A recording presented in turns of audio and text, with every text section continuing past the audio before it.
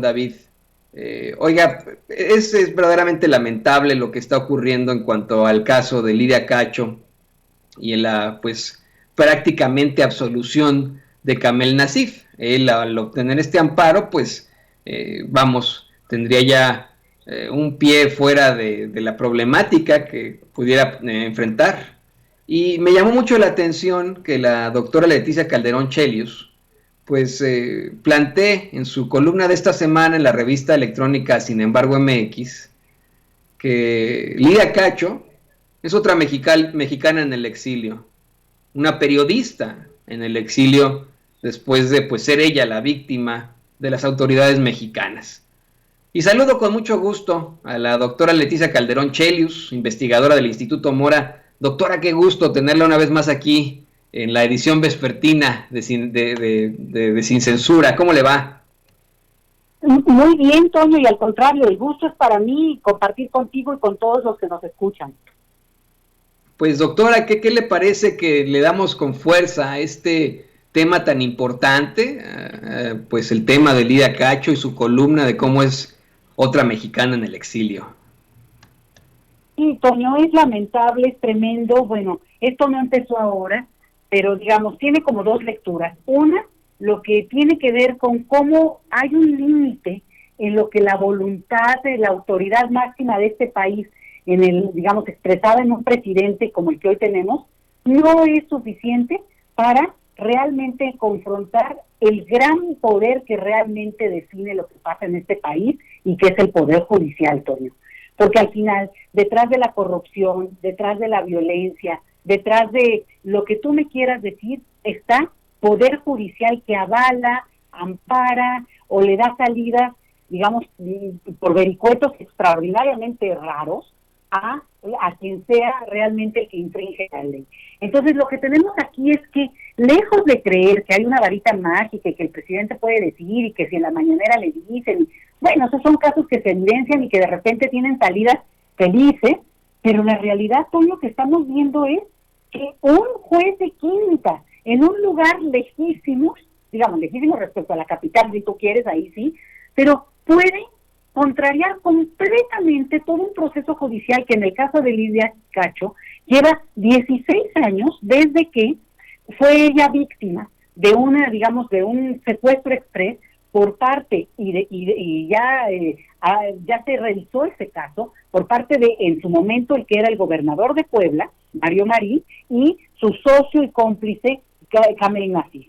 ¿Y qué pasa? Que ellos son parte de una red criminal en términos de abuso, de pederastía, que es, no puedo yo imaginar algo peor, Toño, no puedo imaginar algo peor. Y en esto tiene que ver con una investigación que hizo Lidia Cacho, descubre esta red, la describe, y entonces el Gober precioso, como ya todos los que nos escuchan seguramente lo ubican, Antonio, bueno, le dice a su amigo cómplice, Kamel Nasif, le dice, bueno, vamos a darle un coscorrón a esta vieja, ¿no? O sea, una cosa horrible, la detienen, ella es sobreviviente de esa tortura que vivió en ese momento de incertidumbre y angustia, y finalmente, la verdad, con una valentía que impresiona, pero como también ella dice, que tiene los recursos, porque conoce, porque tiene voz, porque es un personaje público, pero al final es una de tantas miles y miles de víctimas. El punto ahí, tú dirías, bueno, se hace evidente, se revela todo el móvil, y finalmente empieza todo un proceso político y también después judicial. El dato, aquí donde yo voy, es cómo el Poder Judicial desde el inicio, Toño, empezó a encubrir a los criminales. Que si una palabra no quiere decir lo que dijo, si cuando dicen a esa vieja no puede ser, no se refiere a Lidia Cacho porque podría ser otra mujer, o Lidia Cacho no estaba vieja, cuando sabemos que en este país de manera despectiva también a las mujeres se les puede llegar a decir viejas. O sea, unas cosas de un rococó, Toño, absolutamente leguleyo horrible. Pero el punto es que ella avanza en su digamos, crítica, en su denuncia que hace a cómo se está llevando su caso, y avanza a cortes internacionales y le dan un aval y la defienden y solicitan que el gobierno mexicano le dé un perdón histórico, un perdón público a nombre del Estado mexicano, y en voz ya de este gobierno, Alejandro Encinas, que es subsecretario de Gobernación, hace un perdón público, una ceremonia muy importante donde Lidia Cacho es reconocida públicamente como víctima y el Estado mexicano le pide perdón por la falta, digamos, bueno, digamos, la carencia de justicia y la claridad de la impunidad como Estado. ¿Y qué te crees que sigue? Uno diría, oye, qué padre, la justicia por lo menos ya funciona. Empiezan a detener a los autores, primero materiales, que los habían detenido, y luego autores intelectuales de este secuestro express que ella sufrió, pero que al final ese secuestro express representa, cristaliza, Toño, toda la serie de formas que tiene la autoridad para, pues obviamente deja tú el miedo, o a atemorizar, también incluso para dar castigos ejemplares que pueden llegar incluso con desaparecer a las personas. Ella tuvo suerte, como ella lo relata, por una serie de cosas que, bueno, te los dejo para que lo busquen porque es importante el testimonio de ella. Pero entonces, ¿qué pasa o por qué estamos tomando el tema de nuevo acá? Si diríamos, pues si ya le pidieron perdón histórico, bueno, porque resulta que en el último momento de un juicio que ha ido avanzando poco a poco contra los principales autores intelectuales de esto que ellos llamaron coscorrón, contra Lidia Cacho, y de toda la red que se ha descubierto ya, que ojo, tiene también entre sus listas a políticos muy renombrados de este país, y eso es parte de lo que explica cómo funcionan estas redes, Toño.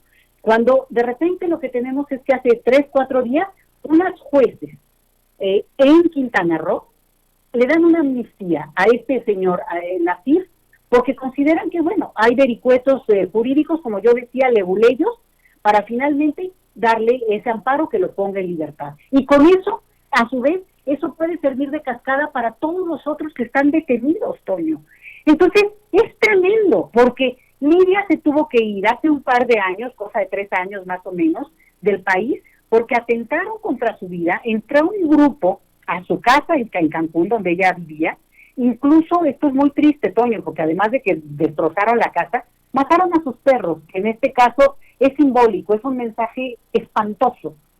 O sea, son como la parte de la familia que quiere quien tiene mascotas, ¿no? Entonces, es durísimo, se tuvo que ir del país porque el gobierno mexicano dijo, aquí hay un punto en el que, fíjate, nos estamos peleando realmente con la mafia, esto no es palabras menores. Y es tan duro como que ella desde el exilio siguió llevando los casos, siguió dándole seguimiento a este asunto y obviamente trabajando para seguir la vida. El punto es que ahora, con este amparo que le dan a estos personajes, bueno, volvemos, dice ella misma, al punto donde yo inicié la denuncia por el secuestro express y toda la intimidación que vivió. Es increíble, Toño, estamos viendo de manera desnuda, transparente, cómo actúa la justicia en nuestro país a nombre y, digamos, al mejor postor y el que la pueda pagar, y obviamente encubriendo a estas redes. Es tremendo, porque claro que lo sabemos en muchísimos casos, Toño, pero digamos, que está ahí y lo podemos casi palpar, casi poder dar seguimiento, porque es muy público. Y repito, ¿cuántas personas que no tienen la suerte de los micrófonos, de la presencia, de el reconocimiento público que tiene Lidia, pues simplemente pasan por cosas así y al final de cuentas acaban siendo incluso víctimas de esas mismas redes que se les quitan, como lo vimos hace menos de un mes con el caso de una buscadora de su marido desaparecido en Sonora. Entonces, llegamos al meollo, Toño, este es el punto. ¿Dónde está la imposibilidad de moverse en este país hacia un orden de justicia y democracia? En los poderes fácticos, uno de los cuales es el tema del poder judicial en todo su bagaje amplio, que me diga, en todo ese entramado que al final está construido para encubrir y no para ejercer la justicia, Toño. Entonces, esa es una primera lectura y lamento amargarle, si tú quieres, el viernes, Toño, pero hay que conocer el caso. No, definitivamente, y mire, creo que mal que bien, los mexicanos y mexicanas en estos momentos tenemos una salida a todo esto. Los mexicanos y las mexicanas ya despertamos y como usted lo ha mencionado, ¿no? Nos tuvimos que enterar de todo esto por casos de alto nivel, como el que le ocurre a Lidia Cacho. Estos tipos pensaron que se iba a quedar callada y le salió muy, muy caro, porque bueno, aunque salgan libres, serán señalados por siempre. Pero han sido varios casos de alto nivel que nos han despertado y que hoy los mexicanos nos estamos dando cuenta de muchas cosas. Eso se acabó. Y creo que es el principio de, vamos, la búsqueda absoluta para que en México exista la justicia, a pesar de que tengamos un poder judicial terrible, un poder judicial con personas sembradas, verdaderamente corrupto. Creo que ya vamos en vías, doctora, de poder enfrentarnos a una situación mucho mejor.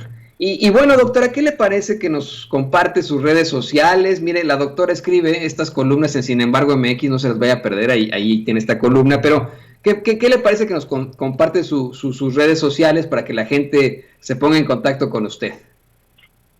Sí, Toño, muchísimas gracias. Bueno, mi tweet es Leti Chelius, para que me buscan, me siguen por ahí. Y también qué padre que puedan leer la columna, porque además es un mensaje muy sentido, muy comprometido y con mucho respeto al caso de Lidia Cacho, a ella misma. Es un mensaje que yo le transmito, porque entre más podamos conocer del caso y entre más mexicanos lo podamos repetir, Toño, al mismo tiempo estamos dando voz a tantos otros casos que tal vez son anónimos, pero al mismo tiempo, como tú bien dices, le ponemos presión a un tema que, fíjate, vaya ironía, el domingo tenemos la consulta pública para hablar del pasado que muchos niegan que hay que siquiera mencionar. Y el pasado es esto, es exactamente lo que estamos viendo, porque el pasado nos alcanza y al final de cuentas es la cristalización de este tipo de impunidad que no podemos seguir manteniendo, Toño. Por eso también parte de la columna lo que llama es, no habla de votar, pero habla de la claridad que significa atrevernos a revisar y hablar del pasado, digamos, inmediato, eso es inminente, es obligado, pero también del pasado, aunque haya pasado más tiempo, Toño. Y por ahí sería mi mensaje y ya la red que mencioné, Toño. Pues muy agradecidos como siempre, siempre muy, vamos, nos ilumina muchísimo este tipo de conversaciones con la doctora Leticia Calderón Chelius. Muchísimas gracias, doctora, y pues nos vemos el próximo martes en Sin Censura y el viernes aquí, a mí me da pena a veces decir la palabrota, pero vámonos en chinga. Ay. Al contrario, Toño, es padrísimo el nombre, me encanta y yo estoy encantada de la vida, como siempre, de platicar contigo y mandar un abrazo fraterno también, aunque sea de manera virtual. Gracias, doctora, gracias. Me dio mucha risa. Gracias a la doctora Leticia Calderón Chelius, que siempre es muy amable y es interesantísimo siempre platicar con ella, iluminarnos con lo que nos comenta. Y vamos